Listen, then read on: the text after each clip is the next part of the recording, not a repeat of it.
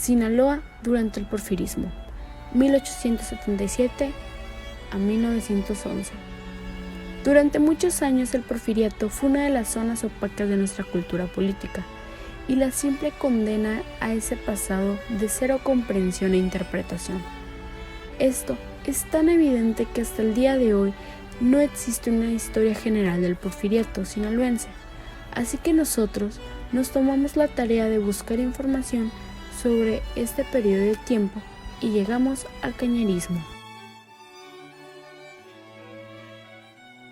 Francisco Cañedo nació en Tepic en el año 1839, pero desde joven vivió en Mazatlán y en Culiacán, como dependiente demostrador en varios comercios. Porfirio Díaz estimaba la habilidad política de Cañedo, por lo cual lo apoyó para que fuera el ejecutor de la política porfiriana en el estado de Sinaloa. Fue gobernador del estado de Sinaloa durante 32 años, desde 1877 al año 1909. Este periodo corresponde a la etapa de la historia nacional conocida como el porfiriato. La modernización afectó todos los ramos de la economía, empezando por la tradicional actividad minera, pero modificó también la agricultura, las comunicaciones, el comercio y la industria, las transformaciones. En el sector agrícola, los cambios fueron más profundos y significativos, porque aquí se inició la agricultura capitalista que caracteriza a los sinaloenses. A continuación, hablaremos de cada punto de los antes mencionados. La actividad minera de Sinaloa empezó a cambiar sus formas de producción en el periodo anterior, cuando recibió intervenciones de extranjeros que permitieron la incipiente mecanización de las operaciones.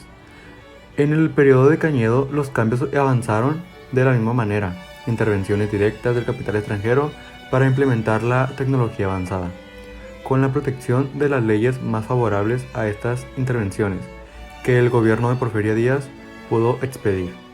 Hubo campañas mineras, propiedad de extranjeros en los distritos de El Fuerte, Sinaloa, Mocorito, Culiacán, Cozalá, San Ignacio, Concordia y El Rosarito. La producción minera creció en volumen y en valor, y durante el periodo que nos ocupa todavía fue el principal producto de la exportación del mercado internacional, como lo había sido desde hace un siglo. Transporte, comunicaciones y comercio. Un factor de gran importancia en la economía de Sinaloa fue el mejoramiento de los transportes y de las comunicaciones, gracias principalmente al ferrocarril y al telégrafo, que fueron los mayores avances tecnológicos del siglo XIX. El primer ferrocarril que operó en Sinaloa fue el popular Tacuarinero, en 1833, que cubría los 62 kilómetros que medían entre el puerto de Altata y la ciudad de Culiacán. El ferrocarril que tuvo mayor influencia en el comercio de Sinaloa fue el del Pacífico, porque comunicó las comarcas de la planicie, las unió con el mercado sonorense y abrió una ruta expedita hacia la frontera. Además, gracias a su trazo, funcionaba todo el año, aunque los ríos se desbordaban. Una buena medida entre 1877 y 1909, la agricultura del estado conservó las características que tuvo a lo largo del siglo XIX. Esto es, producción para el consumo directo de los sinaloenses, tecnología tradicional y actividad reservada a los rancheros, pequeños haciendados y campesinos. Se producían los alimentos que consumían los sinaloenses, como el maíz, el frijol, el trigo, las hortalizas y las frutas. Y hubo también cultivos para la industria local, como el tabaco, el algodón y el mezcal y la caña del azúcar. Pero a fines del siglo XIX, junto con estas formas tradicionales de explotar el campo, se inició la agricultura a gran escala y organizada por medio de empresas al modo capitalista, tal como existe hoy en nuestro estado. Los empresarios también crearon extensas redes de distribución para sus productos dentro de Sinaloa, en otros estados de la República y en el extranjero. Otros cultivos seguirían por ese camino, como el tomate y el garbanzo, producido por grandes mercados más que para el consumo local. La industria. Entre 1877 y 1909, los establecimientos industriales se mecanizaron aún más y se ampliaron, y se crearon los ingenieros azucareros del norte del estado. Durante la primera década del siglo XX, la producción azucarera fue la más importante del estado, seguida del aguardiente, el mezcal, la cerveza y el tabaco. Durante la era de Cañedo, la industria de transformación tuvo un crecimiento importante en Sinaloa, después de haber sido el sector menos desarrollado de nuestra economía. En este proceso tuvo influencias la ampliación de los mercados en esta época.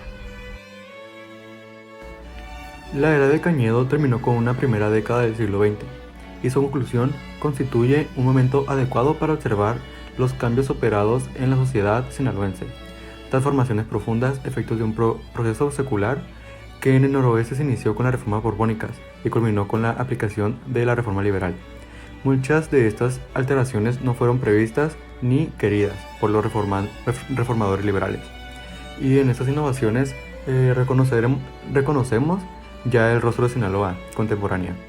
Sinaloa entró en la modernidad del momento, la que impulsaba el sistema capitalista y consideraba como la única vía posible para que los pueblos no industrializados alcanzaran la prosperidad de que disfrutaban Inglaterra, Francia, Alemania o los Estados Unidos.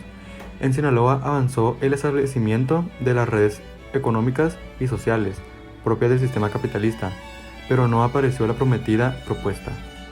La era de Francisco Cañedo marcó un hito en la historia de Sinaloa.